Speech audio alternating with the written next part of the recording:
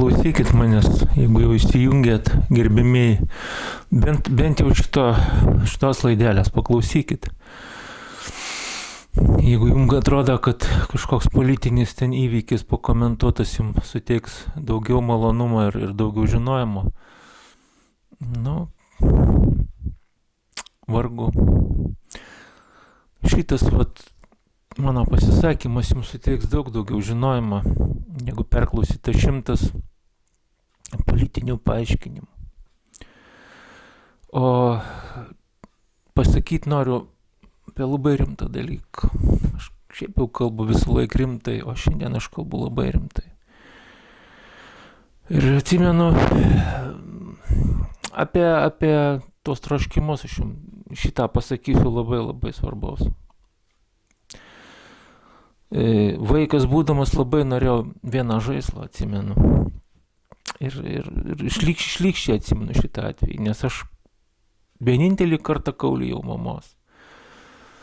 Aš tikrai buvau neblogas vaikas, aš nesivaikydavau ten, kad kažką man nupirktų ar kažko, bet vienintelį kartą pamačiau, kad parduotuvė yra labai graži mašina, tarybiniai laikai, ir man berniukui ta mašina, kaip sako, pasgražėja. Mama bibliotekininkė, varginga alga, mes gyvenam sunkiai. Ypač mamai buvo nelengva. Ir ašgi, neprotingas vaikas, tiesiog užsimaniau už tos mašinos ir vienu momentu pradėjau spausti mamą, atsimenu. Buvom vaikų darželį, vakare ten, aplinka vaikiška tokia, ten visokie mašinytė, supynės. Ir aš prisiminiau tą mašiną ir pradėjau mamos prašyti, kad man nupirktų. Ten buvo keli rubliai, mamos biudžetui tai buvo labai daug. Ir mama nepasidavė tam spaudimui. Ir aš prisimenu tą atvejį, su tokiu pasišlykštėjimu savim. Nes tai buvo turbūt vienas toks įžūlumo toks pasireiškimas mūsų ten varganant gyvenime. Ačiū Dievui, kad jinai nepasidavė, bet man liko, iki šiol aš prisimenu tą įvykį su tokiu pasibjaurėjimu savim. Kad aš norėjau paspausti savo vargšę mamą. Nes, supranti, aistra, tas troškimas užgimė manį ir supranti, tai faktiškai nesu aš kažkoks išskirtinis, tai yra kasdieniai dalykai šiandien ir kiek žmonė gyvoja visą laiką buvo tos aistros, tai tie troškimai, jie buvo labai stiprus, žmogų užvaldo ir žmogus labai nori. Man labai reikia, sakykime, įsimylėjau, man labai reikia to žmogaus. Ir prasideda košmarai. Tau reikia, tam nereikia, prasideda košmarai. Tada prasideda, aš sakau, tie troškimai yra tas rytis, kuri labai, faktiškai paaiškina ne fiziką, ne matematiką, ne literatūrą, net ne psichologiją. Tai yra tam tikra žinojimo rūšis, kur jums paaiškins labai daug dalykų. Labai daug dalykų. Patikėkit manim, paklausykit nors šitos laidelės iki galo, paklausykit, nenumeskit. Supranti, yra dar iš vaikystės toks labai tas liaudiškas toksai,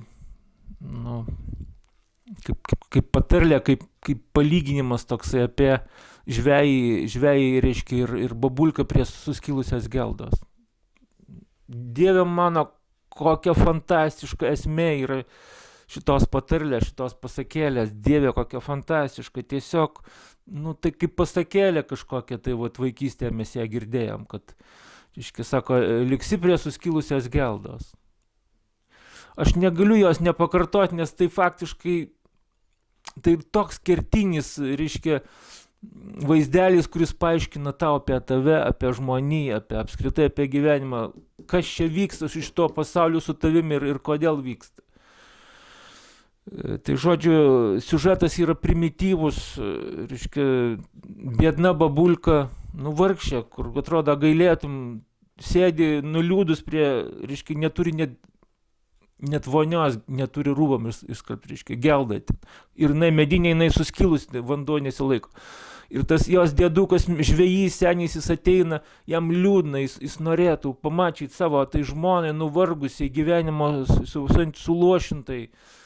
Atrodo, tokie, vargšai žmonės. Atrodo, ašara, gaila būtų. Net neturi priemonių, reiškia, rūbomis įsiskalbti. Ir staiga tas dėdukas vieną dieną pagauna žuvelę, kuri pradeda kalbėti žmogaus balsu. Sako, tu, paleisk mane, bet sako, tu nepralaimėsi, nes ko tik paprašysi, aš išpildysiu. Ir tas dėdas eina pas savo šitą bobą, sako, ko tu nori, sako, noriu geldos naujos. Dėdas eina prie jūros, šaukia žuvelę, atsiranda ta gelda nauja. Staiga boba pamato, apetitas sukyla ir sako, žinai, aš noriu namų naujų, ten paskui noriu rūbų, gerų labai. Žodžiu, apetitas auga, nepasaka, duok tų žmogui kažką, taigi staigiai jam reikia dar daugiau. Jis dėkingumą tu ten nelauk. Davei kažką, sako, o tu man dar duok, o tau negi gaila. Ir supranti, ir baisiausia, kad ta babulka pasidaro, reiškia, jau gera ponia tokia, supranti, su gerais namais. Ten duoda gerus namus ta žuvelė, duoda, reiškia, drabužius prašmatnius. Jinai jau arogantiška boba, supranti. Ir ką jinai pasako? Eik pa žuvelę, sako. Šitam dėdui, sako, prašyk, sako, kad žuvelė jai tarnautų. Kad šitai, sako, boba, tiek išnaglėjo, sako, čiagi nepasaka, čiagi realus, reiškia, pasakojimas, atvaizdas kaip dokumentinė nuotrauka mūsų visų žmonių. Sako, tai tegu žuvelė man, sako, irgi patarnauja, reiškia, jau pati boba nori, kad žuvelė, reiškia, būtų jos naguose, jos rankose. Žuvelė, sako, gerai. Eik, dėdai, sako, rasi viską namie. Dėdas nueina, žiūri, boba sėdė prie suskilusios geldos, vėl ta pati gryčia, supranti, vėl tos pačios drapanos. Supranti, verkt norisi, supranti, nes tai yra pati esminė tiesa apie žmogų, apie žmogaus natūrą. Čia ne psichologija. Ir klausykit, ką aš jums toliau pasakysiu. Supranti, mes kalbam apie tokius nekaltus dalykus kaip žmogaus troškimai. Supranti, kodėl aš su tikinčiaisiais nesusišneku, su krikščionim. Aš čia susišneku, bet nenoriu, ypač su protestantais nenoriu bendrauti. Todėl, kad jie, supranti, sako, kad pažįsta žodį, Biblijos žodį gerai pažįsta ir pradeda manipuliuoti šitam savokom. Nuodėmė, tikėjimas. Ir tu supranti, kad jie nieko negali paaiškinti, ką reiškia šitas žodis, nuodėmė. Ką reiškia šitas žodis tikėjimas. Negali paaiškinti. Svaidosi žodžiais, manipuliuoja žodžiais, supranti, atleisk man viešpatie. Kaip su žmogum kalbėti, kuris nežino, ką kalba pats ir nepripažįsta savo, kad nežino. Spekuliuoja šitam bibliniam savokom, kurių turinio iš vis nepripažįsta. Šventas, sako, pasakyk man, paaiškink, ką reiškia šventas. Paskui pyksta, kad mums netiki, čia paskui mus neseka. Jūsgi spekuliuojat šitais senoviniais žodžiais, kurių turinio nepasirūpinat, supranti, sužinot, ką jie reiškia šitie žodžiai. Ir vienas iš tų žodžių reiškia nuodėmė, nuodėminga prigimtis. Svaidosi šitais žodžiais nuodėminga prigimtis, Biblijos prisiskaitė. Supranti, aš nesmerkiu, bet tai yra baisi bėda. Tai yra erdvė spekulacija begaliniai. Sako, tu tikėk. Reikia tikėti, bet palaukit, brangieji. Žiūrėkit, kokiam laikė mes gyvenam, kur mokslas pasiekęs labai didelės aukštumas. Tu negali pasilikti viduramžių lygį dabar su savo spekulacija šitų, žinai, pirmapradžių savokų, kur sako, žinai, šventumas, būk šventas ir nežino nieks, kaip reiškia, veidas ištįsa, šventas. Būk nuolankus.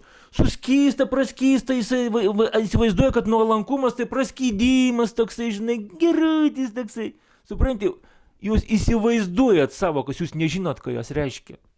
Ir jūs save kankinat, jūs kankinat savo, reiškia, tos ganomas tas savis, jūs kankinat šitos žmonės, kuriem pasakojat dalykus, kurių jūs patys nesuprantat. Jūs ne vienos savokos negalit paaiškinti krikščioniškos. Nei kas yra šventumas, nei kas yra tikėjimas, nei kas yra, supranti, Dievo teisumas, nei kas yra nuodėmė, nei kas yra nuodėminga prigimtis, nei kas yra kūniškumas pagal Bibliją. Jūs ne vienos savokos. Jūs svaidote, žongliruojat savokom, kurių jūs negalit paaiškinti patys savo ir juo labiau kitiem. Bet žongliruoja, kaip paukščiai čiulba pamokslų, supranti. Jūs pagalvokit, ką jūs darot. Dėl jūsų, supranti, šitų spekulacijų, šitom savokam daugybė žmonių į Kristų žiūrėti nenori į tą pusę.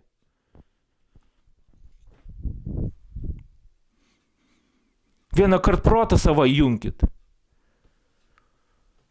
Ir supranti, aš dabar šiandien ką aš jums paaiškinsiu? Aš jums paaiškinsiu savoką, vieną, supranti, nemaloniausių tokių savokų.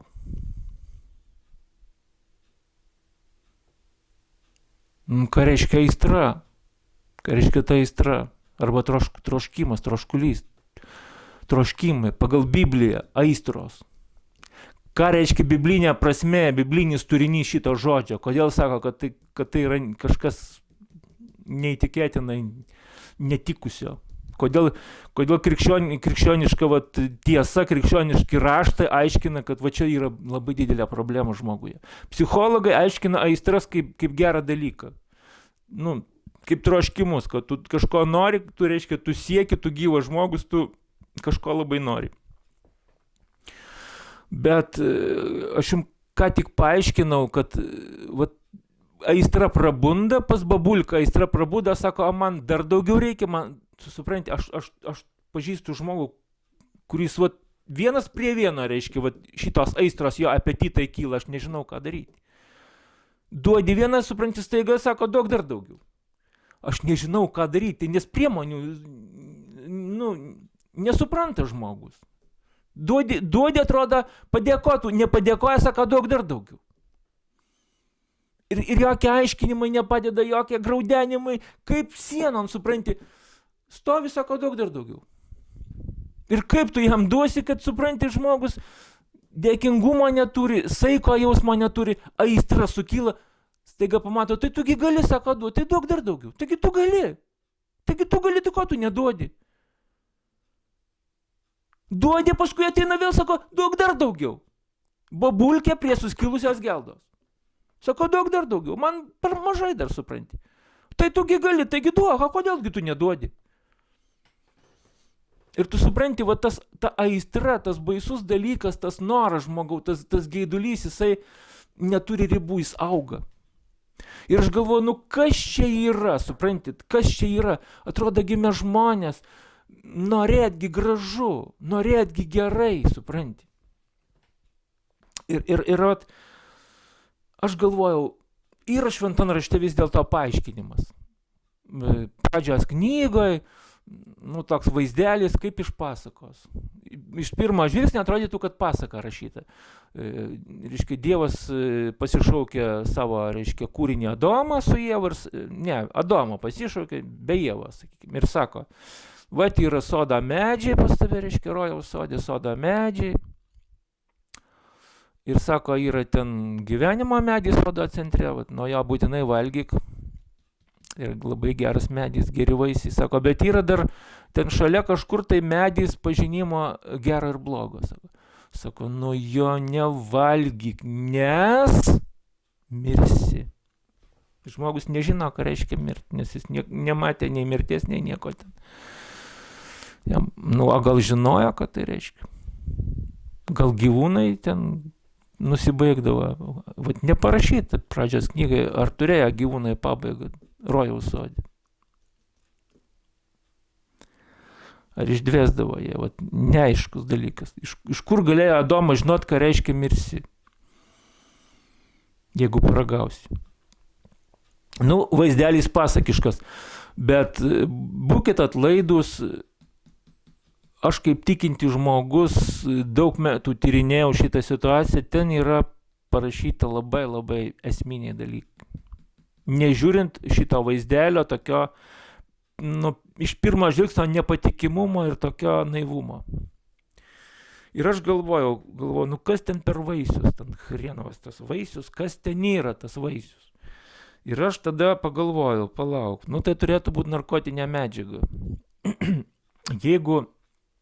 Jeigu žmogus paragauna vaisiaus ir jame įvyksta labai toks kaip slengstis, pasikeitimas toks aštrus, toks reska, kaip sako, ras ir pasikeitė, žinai, kažkas labai esminio. Reiškia, nuo ko pasikeičia? Jeigu tai būtų nuodai, tai, žinai, žmogus klapt ir iš karto nuvirta ir viskas, bet tai buvo ne nuodai, tai buvo narkotinė medžiaga. Aš taip supratau logiškai iš to teksto, kad tas vaisius, jisai būtent tokį poveikį žmogui turėjo. Už tai buvo jam uždrausta šitą vaisių valgyti. Ir aš, domėdamasis tais dalykais, staiga sužinojau, ten yra tokia įkvėpta knyga, reiškia, Marijos Valtortos apie Evangeliją. Ir jinai yra įkvėpta, jinai yra žinoma, katalikai gerai žino šitą moterį, kuri parašė tai, kas jai buvo duota parašyti, įkvėptai. Gyveno 20 amžiaus vidury, užrašinėjo tą savo, reiškia, tą žinojimą vidinį įkvėptą. Ir va tenai yra pasakyta tokia frazė. Būtent apie tą pažinimo medį yra pasakyta tokia frazė, kad uždrausta buvo tą vaisių valgyti todėl, kad to vaisiaus sultys sukelia, reiškia, to vaisiaus sultys patekdamos į žmogaus kraują sukelia žmoguje aistringą karštį. Nenumaldama karštį, dar daugiau jisai nori tų sulčių. Nenumaldama tokį troškulį tų sulčių sukelia. Faktiškai aš atspėjau, kad tai yra narkotinė medžiaga, priklausomybė nuo tos medžiagos. Tai yra narkotinis poveikis. Aš faktiškai pataikiau, savo loginiu išprotavimu aš pataikiau. Aiškiai pasakyti, labai tikslus apibūdinimas, kas vyksta, kada žmogus paragauja nuo pažinimo medžio vaisiaus. Yra pasakyta, į kraują patenka kažkokia medžiaga, kuri sukelia nepaprastai didelį norą toliau tų sulčių, nesustabdoma, nesulaikoma aistrą ir troškulį. Ir tai reiškia, žmogus pradeda daugiau nieko nebenorėti, tik tos, reiškia, gerti tik tų sulčių, dar daugiau begalinė. Jis tampa priklausomas nuo tos medžiagos, o visa kita jam pradeda darytis vis labiau neįdomu ir vis labiau nesvarbu. Kas tai yra? Baisi liga. Ir tai buvo ne biologinė liga. Kažkas žmogaus programinė įrangoje pasikeitė. Įsivaizduok, jeigu tu dabar turi kompiuterį, žinai, kad yra ten viduj kažkur dugne programinė įranga. Jeigu jinai gerai veikia, tai jinai gerai veikia, bet jeigu kažkas joje atsitinka, tai tada darosi kažkas labai negero, tada jinai pradeda daryti klaidas. Jeigu kažkokį virusą pasigauna tą programinę įrangą, saugok viešpatį. Tai reiškia, labai paprastas dalykas, žmogus turi sąžinę. Tikit, kad žmogus turi sąžinę? O kaip žmogus vertina, pavyzdžiui, jeigu neturi žmogus sąžinės, tokios programinės įrangos kaip sąžinė? Iš kur žmogus, pavyzdžiui, pamatęs kažką blogą, kodėl jam suspaudžia širdį ir sako, kad, blogai, sako, negera net žiūrėti, va ten kažkas kažką greuna, kažkas kažką skriaudžia. Įvertinimas neigiamas. Iš kur? Sąžinė. Sąžinė, žmogaus sąžinė yra programinė tokia įranga, kaip žmogaus sąžinė. Ir reiškia, šita programinė įranga buvo sugadinta. Jinai toliau veikia, bet veikia blogai. Ir dabar gali pagalvoti, kad, nu gerai, vėl nesusiveda galai. Kodėl dabar reiškia, aš turiu galvoti, kad reiškia, yra Dievas, kad jisai yra, kodėl aš turiu galvoti ir kodėl aš turiu galvoti, kad jisai žaidžia su kažkokiais medžiais. Bet istorija biški sudėtingesnė pasirodo. Dabar yra toks dalykas. Yra blogio problema.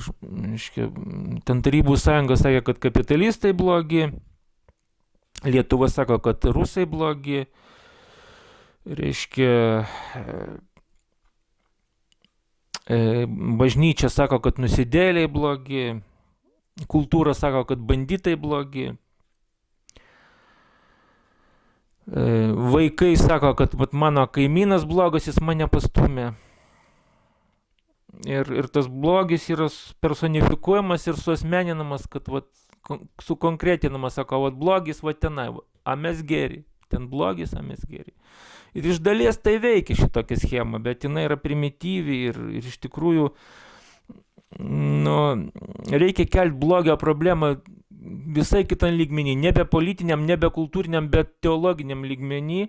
Jeigu mes padarom prielaidą, kad egzistuoja kūrėjas, sutvėrėjas, pirminis postumis, reiškia visko išeities taškas ir tada, sakykime, kvalifikuodami tą šviesą kaip gėrį, kaip absoliutų gėrį, mes staiga pradedam nesuprasti, iš kur tada blogis.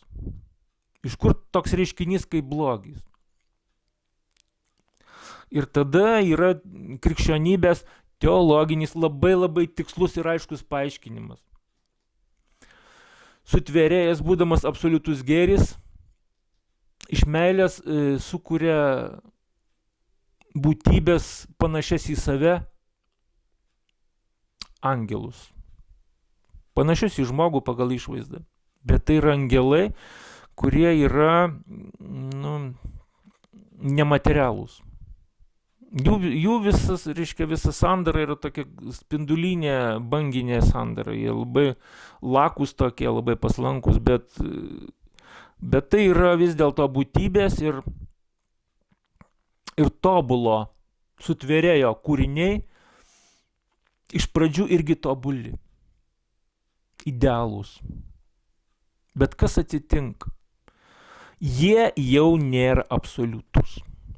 Jie jau yra priklausomi nuo to savo tėvo kūrėjo. Jau kūrinys nėra absoliutus. Ką tai reiškia?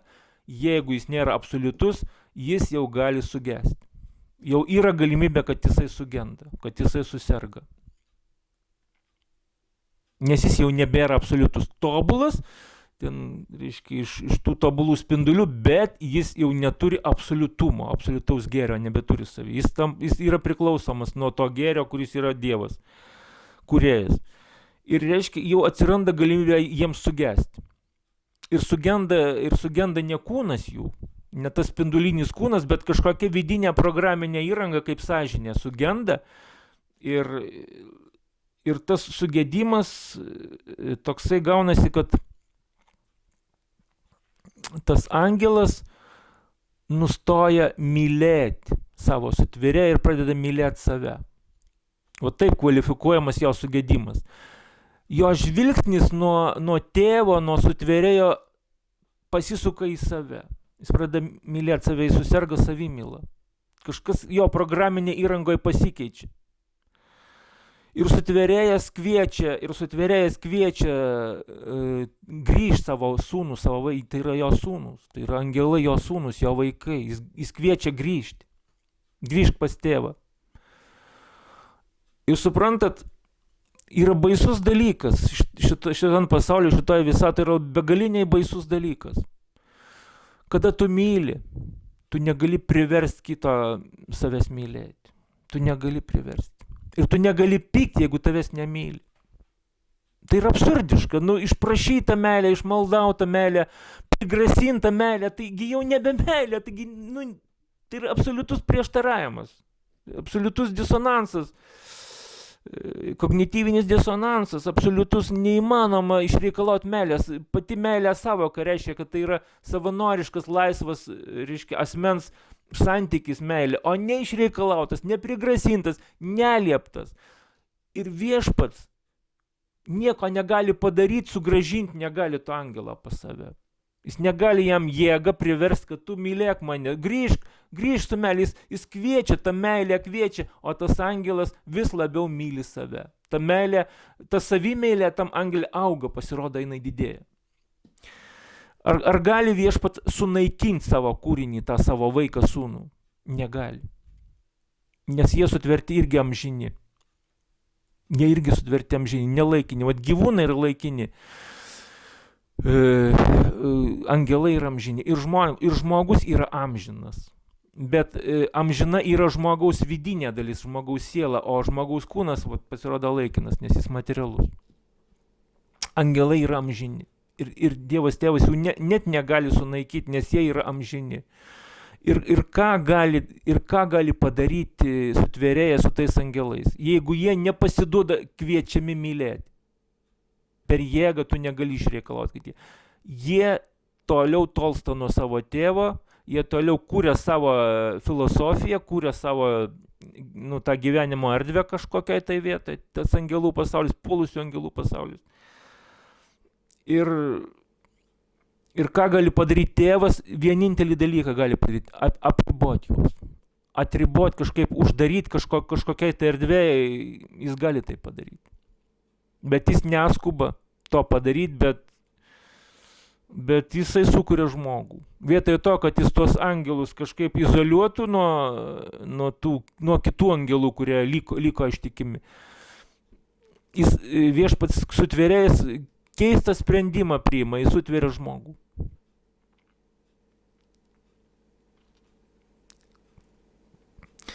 Ir žmogus atsiduria pasaulyje, kuris yra jau pavojingas, kuriame jau yra blogis. Ne šiaip, ne abstrakcija blogis, bet personifikuotas blogis, tai yra puolę angelai. Ir ten, kur prisiliečia puolę angelai, ten genda dalykai, ten sugenda dalykai.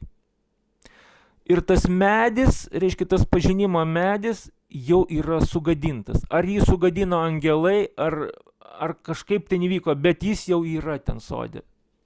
Tas medis, kuris yra jau paliestas to blogio, kažkaip įtakotas, ar genetiškai jisai paveiktas tas medis, ar kažkaip tai jau tų puolusių angelų pasaulio. Gali būti ir taip, kad tai jau yra tų angelų, reiškia, modifikuotas, genetiškai modifikuotas tas medis. Gali būti ir šitaip, bet šito mes nežinom.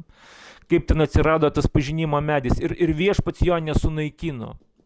Nes tiesiog pasaulyje jau buvo blogis, jau egzistavo blogis, realus, jau gan savarankiškas blogis, gan savarankiškai gyvenantis, bet dalinai savarankiškai. Vis tiek sutvėrėjas turi jam galias, turi jam ribas.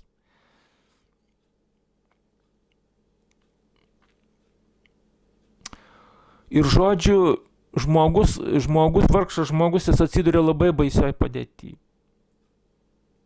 Vat iš tos pasakos, kad pradžios, reiškia, knygoje užrašyta, reiškia, 2 medžiai rojaus sode, tai siaubinga istorija. Baisi istorija. Nes pasirodo, gimdamas iš tą žemę žmogus, jis gimsta į pavojingą pasaulį, kur jo pasirinkimas gali turėti labai labai baisias pasiekmes. Tokias baisias, kokių net žodžių nėra žmonių kalboje.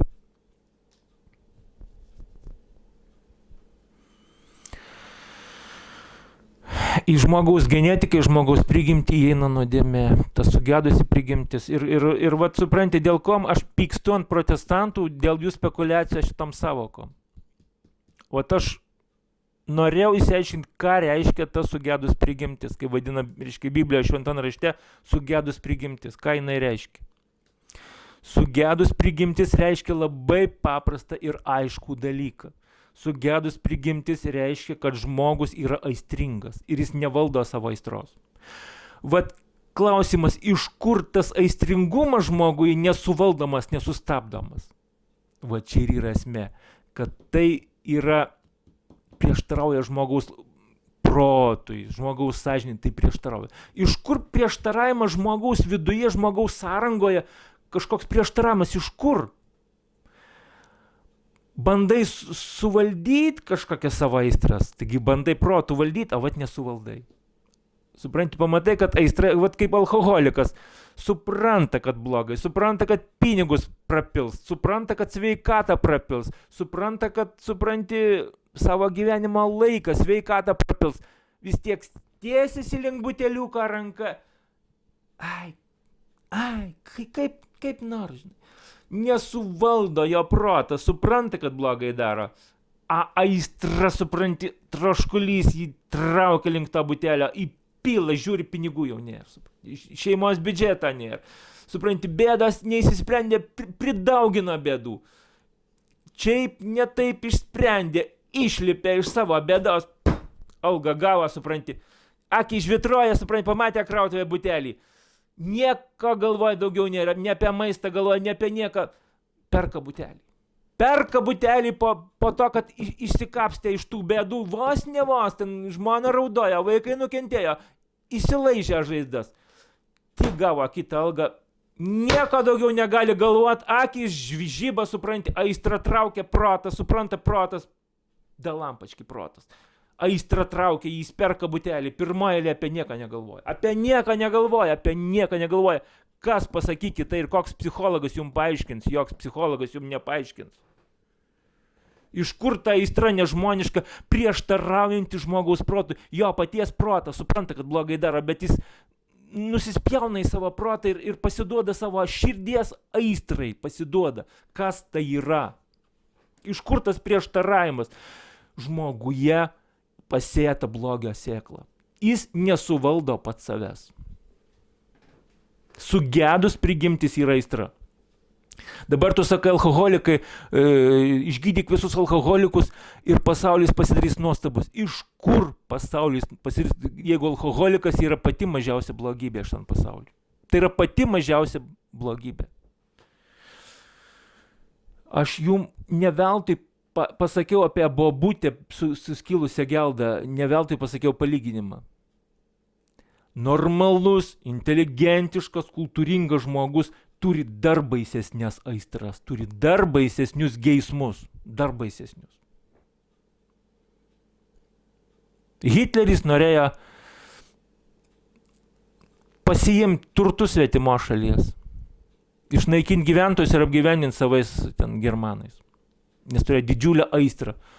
Jis užkariavo ten dalį Europos ir apetitai kilo, aistra kilo, dar noriu, dar maža, dar aistra, kurio žmogus nesuvaldo. Net gal ir supranta, kad blogai daro, bet aistra, apetitasgi auga, sako, apetitas auga bevalgant. Intelektualiai, supranti, sukonstruota, suplanuota aistra daug baisesnė negu alkoholiko aistra. Bet tai yra ta pati sėkla, ta pati sugedusi prigimtis, vat jos jums schema, ką pasakė pranašas. Ta medžiaga patenka į žmogaus kraują ir sukelia didžiulį karštį, didžiulį troškimą, nenumaldomą troškimą, norą šito daikto, norą. Aš jums neveltui papasakojau savo vaiko istoriją. Tai kas, kad manį sukilo ta aistra ir taip užsinorėjau už tos mašinėlės, kad aš užsimaniau perkalbėti mamą, suaugusį žmogų, manipuliuoti. Jau užsimaniau. Vienintelį kartą atsimenu. Man dėl to, klaikiai gėda. Klaikiai gėda, kad aš norėjau įtikinti ją, perkalbėti daugybę kartų, bandydamas, reiškia, kniurkst, prašyti. Gerai, kad jinai atsisakė. Kaip gerai, Dieve, kaip gerai, kad jinai mane nupirko šitą vargana mano mama iš tos biednos valgelė, kaip gerai, kad jinai mane nupirko šito žaislą. Ašgi būčiau ją ten pažaidęs vieną dieną, ten ratukas greit nulūžta, aš atsimenu, mašinėlės nupirkdavo į man pigesnės, labai greit ratukas, kažkur tink nurėda viso, nusvėdi tą mašinėlę, vieną dieną žaidė. Ir paskui tau nei ten jos tau reikia, nei tu jos atsimeni, guli nusviesta ir viskas. Bet aistrą patenkinai. Ten už kelis rublius tu būtum nupirkęs tą mašiną, jinai būtų sulūžus labai greit, supranti, ten, žinai, pradedi, ten smėlį vežiojat, pradedi ten ją spaust, nulūžta labai greit viskas. Ir nereikia, ir tada buvus jinai tau nebuvus. Tu matai, supranti, koks bjaurybė yra žmogus, kuris supranti, nori patenkinti savo aistrą, nežiūrėdamas, kad šeimos biudžetas to neleidžia, nežiūrėdamas, kad, supranti, jam nelabai reikia to žaislo, kad jo nėra ir irgi gerai. Nieks nesikeičia, nenupirko, nieks nepasikeitė, absoliučiai buvo visas tas pats pasaulis, nieks nepasikeitė, nei blogiau, nei geriau. Valgiai turi, pavalgiai, sotus atsigulė, išsimiegojai, viskas gerai, sveikas. Kam tau reikia to sušikto žaislo? Nieko nuo to nesikeičia. O reikia, aistra drasko, net supranti, kaip aš noriu ten krautuvėj stovi vaizdas, supranti, mašinėlė spalvota, didelė. Kaip aš jos noriu. Blemba, kas per durnius yra žmogus. Pamatė, jam būtinai prisireikia, jis gyventi negali, jis miegoti negali, jis gauna, staiga jam jūs nereikia. Staiga jam oras išėję, supranti, nusvėdė, paliko, nereikia. Argi tai ne liga? Tai nėra biologinė liga, tai yra baisi dvasinė liga, tai yra sąžinės liga. Kai tau reikia, tu nežinai, kodėl tau reikia. Gavai? Gavau. Pasiektas tikslas? Jau nebeįdomu. Iškart nebeįdomu. Argi tai normalu?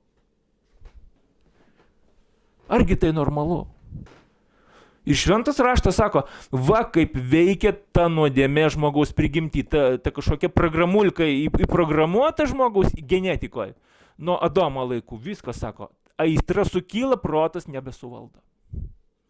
Yra protingi žmonės, kurie savo aistras moka vis dėlto valdyti, dėl to, kad jie yra gerai išauklėti gerose šeimose. Arba pakliūna geram mokytojui, kur geras mokytojas atsiranda iš 200, gal vienas koks atsiranda. Tikras geras mokytojas, kuris išmoko žmogų santūrumo, takto, mandagumo, pagarbumo ir saiko jausmo. Visi kiti yra amatininkai, kurie dirba dėl pinigų. Ir auklėt vaiko neauklėja. Šeimų gerų irgi yra mažai, kurios tikrai išmoko žmogų valdyti savo aistras. Vat sako, lenk medį kol jaunas, jeigu vaikelį išmokiai, drausmindamas jį valdyti savo tas aistras, tos norus, tos geidulius, jis išauga padorių žmogumis, jis neša palaiminimus žmonijai, o ne prakeiksmus. Jeigu tu tik tai leidi vaikui tą, ko jisai nori viską, tu tokį išaugini niekšelį, kuris eina per kitų žmonių galvas, ima tai, ko jisai nori, nepaisant kitų žmonių ribų, jisai tiesiog jam reikia, sako, man reikia. Ko jūs man padarysit? Taigi labai gerai, taigi čia labai didelis gėris, mano teisės, reiškia, ašgi noriu, ašgi geras žmogus, ašgi nieko blogo nepadariau, aš tik noriu. O tu paklausai, ar jisai nori, kad jisai būtų tavo daiktas tavo rankose, šitas žmogus. Tugi nori žaislo, irgi, tie norai pasidaro tokie, kad sako, jisai nori kito žmogaus, ne tam, kad aukotis dėl jo, kad padėti žmogui kitam gyventi, jis nori naudotis to žmogų, kaip žaislu ir nusviesti paskui, kada nusibosta. Va kokia yra žmogaus prigimtis, morališkai baisi ir klaiki. Tik tai šita, reiškia, santvarka egoizmą laiko dideliu gėriu. žmogaus teisės, ego, reiškia, stiprinkit savo, psichologai visi moko, save kelk, savo ego kelk. O Kristus sako, numarink savo ego ant kryžiaus, nes vaikeli, jeigu nesliausi, peklą įbliausi. Taip sakydavo babutė. Jeigu nesliausi, vaikeli, peklą įbliausi. Čia ne metafora. Čia dvasinė, čia tiksli dvasinė savoka. Jeigu nesliausi, peklą įbliausi amžinai.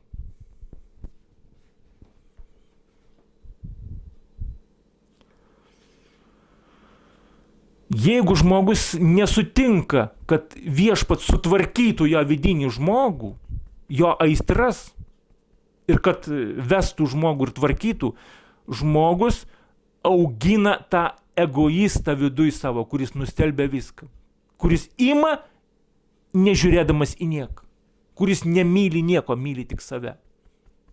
Tai yra savimyla. Ir ypač baisų žmonės yra menininkai, kurie yra begaliniai, yra, supranti, egocentriški, begaliniai. Jie dauguma iš jų nepajėgia atjausti kito žmogaus, įsijausti kitą žmogų, jokios empatijos. Jisai yra, supranti, savimyla, kuris nori tik tai dėmesio ir šlovės, daugiau nieko. Todėl žmonės, kurie turi dovanas, jiem reikia ypatingai susimastyti apie save. Nes tai yra ypatingo egocentrizmo žmonės. Ir juos ten, o visuomenė juos garbina. Oi, artistas atvažiavo, oi! O šitiem tai patinka, kad jiem dėmesį rodo, supranti. Čiagi egoizmo propaganda. Tų savimylų, supranti, kurie save išreklamavę, mes čia žvaigždės. Žiūrėkit į mus, žiūrėkit, kaip mes miegam, žiūrėkit, kaip mes katinus glostam, žiūrėkit, supranti, kaip mes atrodom, kokią skrybelę užsidedam, žiūrėkit į mus. Supranti, puolusio, iškrypusio pasaulio, supranti, vertybės, žvaigždžių skleidžiama šlovė, kabutėse žvaigždžių. Tai yra absoliučiai nuodėmės ir aistrų pavaldumo daržas. Tai yra baisus dalykai. Tai yra baisus dalykai, nes aistras žmonės yra padarę gėrių. Sako, čiagi gerai, jeigu tu nori. Vaikus nori, tai leistų jam viską, leisk, jisgi nori, tavo vaikelis, vargšelis, viską jisai nori, nori. Jeigu tu jam leidim mažus dalykus, tai paskui jisai ir didelius dalykus ims lygiai su ta pačia aistra. Ir kas tik jam pasakys ne, jis tą griebs už gerklės. Kaip tu man drįsti, ne, man viskas leista, aš išmokęs esu viską pasimti. Kodėl jums nepasako niek šitų dalykų? Todėl, kad egoizmas yra dorybė padaryti šitoj kultūrai. Savanaudiškumas yra padarytas dorybė, o ne gėda. Dar kol buvo kolektyvizmas propaguojamas, tai dar buvo santykiai žmogaus į žmogų, dar buvo gėda, kad tu savanaudiškai elgiesi. Dabargi sako, labai gerai, kad tu savanaudiškai elgiesi. Labai gerai, sako, iškreipia, išvertė viską, sako, taigi čia tavo teisė visko norėti. Ir apsimeta visi, kad tai yra didelis gėris. O jeigu tavo atžvilgiu kažkoks tai gigantas pradėtų paimti tave, sakytų, aš noriu su tavim pažaisti kaip su žaislu, pamėginkit man pasipriešinti, ateisi pasims tave, supranti. Ir tada bus tau už liberalės teisę, supranti, ratuiti. Liberalai. Kai tave paims ir pradės žaisti kokiam tai, supranti, sultono vergijon paims tave, supranti, ir tyčiasis iš tavęs, padarys tave be teisę, supranti, verge. Tu galvoji, nepakliūsi? Propaguoda savo liberalės teisės. Pakliūsis kokią sultoną vergijan, supranti. Ir būsi, supranti, hareme. Propaguok dar, supranti. Kad reiškia, egoizmas yra gerai ir žmogaus teisės yra absoliučios. Propaguok, mergaičiūti. Politiką nuvėjus. Propaguok. Kad žmogaus teisės ir egoizmas ir liberalios vertybės yra absoliučios. Ir žmogui reikia leisti viską, ko jisai nori. Tai leist tam šeichui viską, ko jisai nori, jis tave pamatys ir pasims tave kaip saldainį į savo haremą. Nes jis labai visko nori. Jis už tave stipresnis ir nugalės tavo pasipriešinimą ir paims tave haremą, nes jisai irgi sako, aš labai noriu šitą saldainiuką suvalgyti, šitos mergytės. Duokit man ją. pasims tave ir kukuosi ten harem, ir neištrauks tavęs niekas. Va, tau bus ratuit už liberalias egoizmo vertybės. Ir bus tau komunizmą peik, kada reikia žmogų į žmogų atsižvelgti. O bus tau peik, tada supranti kolektyvizmą. Gražuolė mergytė politiką nuvėjus. Liberalų draugė. Tai vat supranti, esmė ir yra kame, kad žmoguje yra integruota svetima kūrėjų schema, elgesio schema, savimeilė. Iš kur jinai? Iš puolusių angelų. Iš kur jinai? Nuo pažinimo medžio, kuris buvo pasodintas rojaus sode. Gal jis buvo normalus tas medis iš pradžių, bet matyt buvo genetiškai modifikuotas tų puolusių angelų, bet čia mano versija, jūs nepaimkite jos už absoliučią tiesą. Kaip pažinimo medis tapo pažinimo medžiu, nėra pasakyta. Bet pasakyta, kad jo sultys kraujyje sukelia didžiulį troškulį, didžiulę aistrą, karštį ir norą, begalinį troškimą dar daugiau šitų sulčių. Ir visa kita pasidaro nesvarbu. Tai vat, reiškia keičiasi žmogaus genetinė sudėtis. Paragavus to vaisiaus, tų sulčių, keičiasi žmogaus kraujas, keičiasi žmogaus genetinė sudėtis. Ir viskas.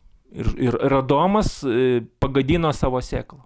Ir pasėjo visai žmonijai šitą pačią sėklą. Ir visuose žmonėse yra šita aistra, kurios neįmanoma suvaldyti, jeigu duodi jai kelią. Sako, duok durniui kelią. Nes nesustabdysi nieko. Kiek draudimų duosi, tai jis pralauš visus draudimus, nes man reikia. A vat man reikia. Į kur jūs man padarysit? Aš noriu. Durniui nepaaiškinsi, kad yra kitas žmogaus dar norai. Tu turi su jais skaitytis, yra kitas žmogus. Jam nepaaiškinsi. Sako, todėl liaudė sako, duok durniui kelią. Kai jis gaus kažką, tai apsramins galbūt. Ir supranti, kada gyveni tarp tokių žmonių, kurie šlovina savanaudiškumą ir tą savo aš noriu. Supranti, ką daryti žmogui, tokiam pasauliui, normaliam žmogui, ką daryti?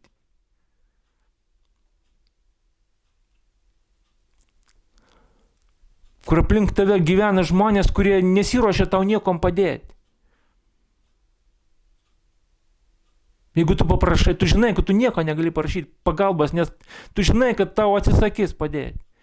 Nes visi savim susirūpinę labai begaliniai. Sako, aš neturiu laiko, čia aš turiu labai daug rūpesčių, visi turi didžiausius pasiteisinimus intelektualius. Tu supranti, kad gyveni pasaulyje, kur nieks tau nesiruošia padėti. Nežiūrint deklaruojamas krikščioniškumą, čia mes mylim, nieko jūs nemylit, jūs mylit tik tai save. Ir pats baisiausias dalykas, kad va tas savanaudis žmoguje, visko labai norėdamas, jisai pradeda manipuliuoti savo tikimų dievų. Ir pradeda prašyti visko. Dieve, man reikia to. Kodėl tu man neduodi? Aš noriu, aš šitaip noriu, aš begalinį noriu, mano norai, mano norai, Dieve, mano. Supranti. Ir tada tu supranti, kodėl viešpats Dievas tiesiog tyli.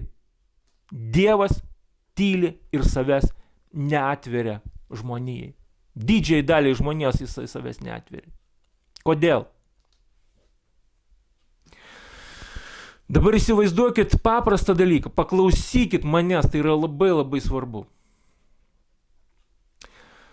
Tarkim, gyvena tavo gyvenvietė tokiose Vydiškėse, kilnios širdies žmogus, švarus žmogus,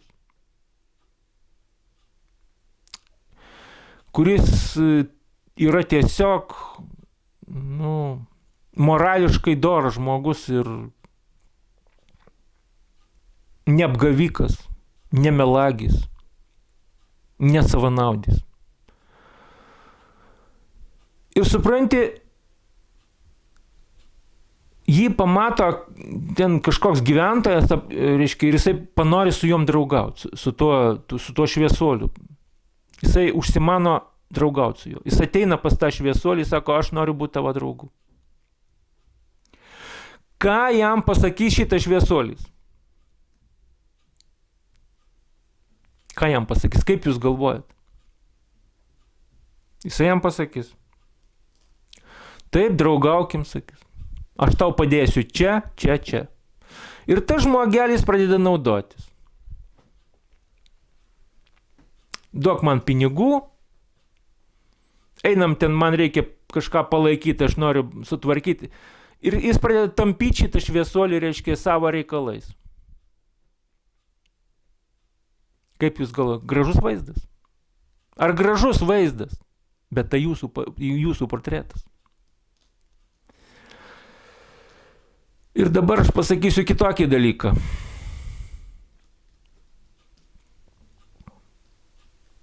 Iš tikrųjų, tas šviesuolis neturėtų į draugus priimti tų žmonių. Neturėtų. Neturėtų.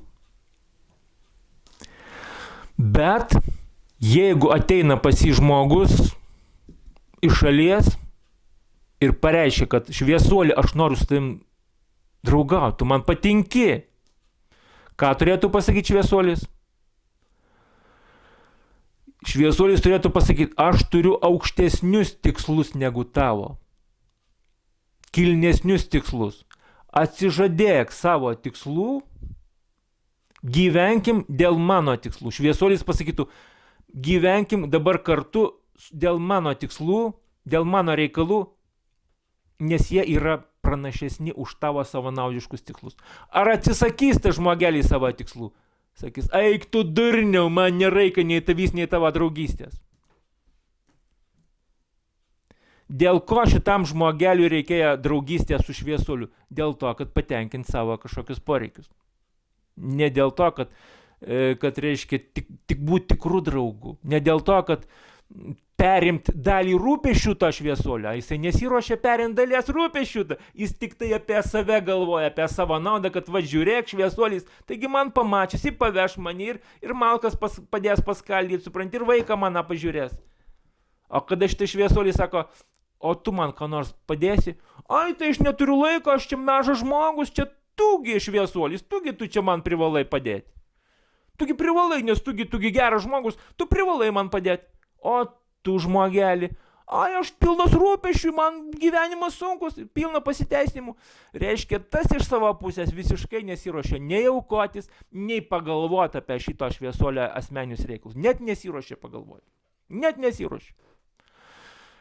Tai dabar supraskit, kodėl viešpats savęs neatveria žmonėms. Nes viešpats, kada jisai prisistato žmogui, apsireiškia žmogui, jisai iškelia savo reikalavimus. Žmogau, tu atsisakysi savo savanaudiškų tikslų ir mes pasijungiam į mano tikslų gyvenimą. Žmogui atrodo, kad Dievas jam skolingas. Dieve, tai tu mane sukūrei, tai dabar tu man duok šitą, kodėl man nepadedi čia? Čia yra durniaus filosofija. Durniaus filosofija, kuris galvoja, kad Dievas yra melžiama karvė. Ir Dievas jam skolingas viskuom. Ir kaltas dėl visko. Dievas turi daug aukštesnius tikslus negu tavo šitie savanaudiški žemiški tiksleliai. Ir jeigu viešpats apsireiškia tau, jis apsireiškia, reiškia, padiktuodamas savo sąlygas. Jeigu tu nori draugauti su Dievu, priimk Dievo tikslus, Dievo vertybės moralinės ir dalinkis su juo rūpesčiais, su Dievo rūpesčiais. Ne, žmogus sako, ne, aš turiu šeimą, aš turiu darbą, man Dieve tavo rūpesčiai nerūpi, aš evangelijos neskelbsiu, aš šventumą nenoriu ugdyti savį, man nereikia, man tik tu duok pinigų, man Dieve duok, tu man mašinų duok. Tu man, reiškia, gerų šeimų, žmonų duok, darbi, kad man sektųsi. Ašgi nešventas, aš nenoriu ten šventėti. Apie tave, Dieve, aš nepasakosiu žmonėm, man sermata. Tu nesiruoši būti tarnas Dievo. Tu nesiruoši dalyvauti Dievo tiksluose, Dievo planuose. Kam viešpats save tau atskleis? Kam jisai tave? Nes tu nori likti savanaudis, tu nori, reiškia, naudotis tu Dievu, reiškia. O tarnauti tu nesiruoši. Tu net minties neturi, nes tavo prigimdytas egoizmas, pirminis egoizmas. Ir sako, mes geri žmonės. Nu, kur jūsų geris, jeigu jūs esat bobutės visos prie suskilusias geldas? Jūs visi esat bobutės prie suskilusias geldas. Nes jeigu jums duo gera, ar bobutė prie suskilusias geldas pradėjo rūpinti žuvelės gerovę? Ar pradėjo? Ar paklausė jinai žuvelė? Gal tau kuom nors padėti reikia? Gal aš tau galiu kuom nors pasitarnauti? Ne. Tik žuvelė skolinga babutė. Viskuo skolinga žuvelė.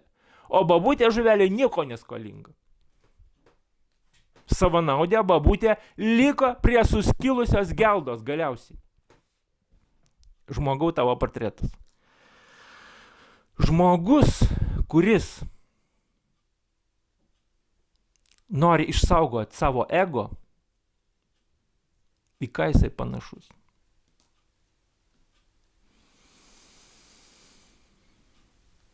Ką jisai panašus? Patys pagalvokit, patys nuspręskit. Sako, aš Dievo nematau. Pasižiūrėk, paklaus. Dabar, reiškia, netikintis žmogus. Jisai norėdamas patvirtinti savo tą poziciją, savo tiesą, sako, nuveik pavydiškės, nuveik pa šitų žmogų. Paklausk jo nuomonės. Ar yra Dievas? Nėra Dievo, sakys. Aš jo nemačiau. Nuveik pas kitą kaimyną, paklausk jo, ar yra Dievas? Sakys, nėra Dievo. Durniau, tu nėra Dievo, aš jo nemačiau, nieks jo nematė. Nuveik pas trečią žmogų, pas visus nuveik faktiškai vydiškės. Jie visi tau pasakys. Dievo nėra, nes jogi nėra, nieks jo nematė. Aš nežinau, ar tu surasi čia žmogų, kuris pasakytų, kad Dievas yra. Gal kažkoks vienas iš religingų žmonių gal pasakytų. Vat aš 100% tikrai nežinau. Matyt atsirastų žmogus. Nors vienas ar du žmonės, kurie pasakytų, kad yra Dievas. Visi kiti sakytų, draskytų rūbus, sakytų, jokio Dievo nėra, nesgi jo niekada nieks nematė. Ir sakytų, taigi visi žino, kad nėra Dievo. Taigi visi žino.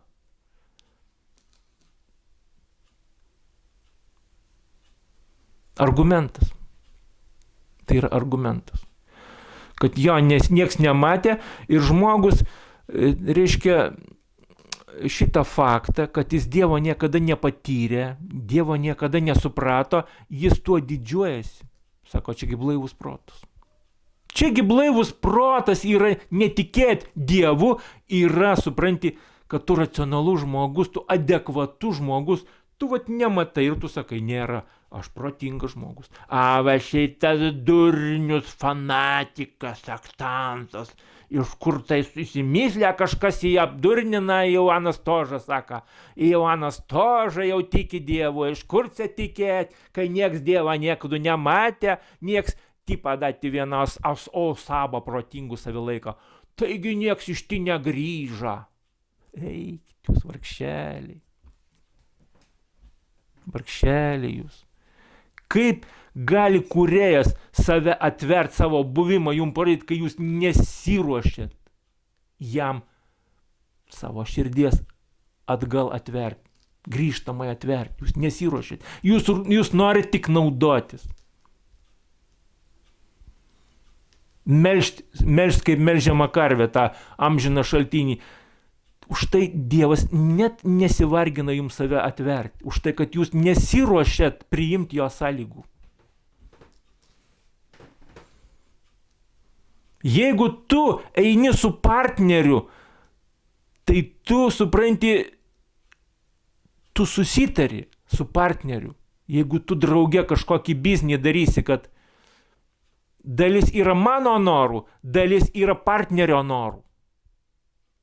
Ar tavo partneris neturi norų jokių? Tik tavo norus pildys. Reiškia, dviese eina biznį daryti. Vienas vykdo savo norus, o kitas tik jam tarnauja. Ar šitaip gali būti? Jeigu yra, supranti, bendras biznis dviejų žmonių, tai turi atsižvelgti ir į tavo norus, ir į tuos norus. Reiškia, abipusiai. Pusė biznio bus tavo norai, pusė biznio yra partnerio norai. Bet jūsgi šitaip nesielgėt, sako, Dieve, tik mano norai. Tavo norai mums nesvarbus. Tu ten skraidai kažkur, tai kažkoks nežinomas vaiduoklis ir skraidyk savo. Tik mano norai svarbus. Dieve, tik mano norai svarbus. Tavo norų negali būti. Tugi ten viską turi, tau viską užtenka, tu galingas. Eik tu, Dieve, nuo mūsų, tu tik tai mūsų sveikatas duok, pinigų duok, kad vaikai sveiki būt, kad saugus būt. Tu, Dieve, mūsų nieko neprašyk, mes maži žmonės, mes, tegu kunigas ten supranta, tu, Dieve, mus nelysk. Tai yra žmogaus psichologija. Tai yra puolusio Adomo nuodėmės paveikto žmogaus egocentristo psichologija, kad jis nenori įsipareigoti. Tu su šautuvu jį pasakyk, jis neįsipareigos, tau sakys. Aš noriu gyventi savo gyvenimą. Aš. Ir viskas. Ir viskas tai yra tiesiausias įrodymas, kad tavyje yra tas pirmapradis blogis, kuris vadinasi nuodėmė, pirmapradė nuodėmė. Ta aistra, tas noras gyventi tik dėl savęs, einant per kitų galvas. Ir viskas. Ir tai jums absoliutus tikslas, tobulas paaiškinimas, kodėl šitas pasaulis yra pasmerktas. Ir kodėl jame nesistato nieks. Bando žmonės statyti, stato, ras viską sugriūna, supilia viską, sušaudo, suniokoja, sudaužo, sugriūna imperijos, paskui vėl žmonės lenda iš tų dulkių, vėl stato tas valstybės, kuria vėl viską supilta, sušaudyta, sudaužyta, pavergta. Nepavyksta pastatyti žmonėm tos gėrio imperijos, savo gėrio pasaulio, niekaip nepavyksta. Supilia viską, galiausiai susikerta interesai egoistų dviejų ir nieko nebelieka. Dulkė, akmens ant akmens nebelieka. Dviejų supranti, prezidentų susikerta norai, dviejų kažkokių filosofų susikerta norai, dviejų ekonomistų susikerta norai ir pasaulis nelieka akmens ant akmens. Ir viskas. Ir viskas. Ir viskas. Paaiškinau, kad žmoguje yra nuodėmė, kuri vadinasi aistra, nesutramdoma aistra. Paaiškinau, kad girtuoklio aistra pati mažiausia blogybė. Paaiškinau, kad politikų aistros, verslininkų aistros yra pačios baisiausios. Nes jų apetitai yra labai baisaus dydžio.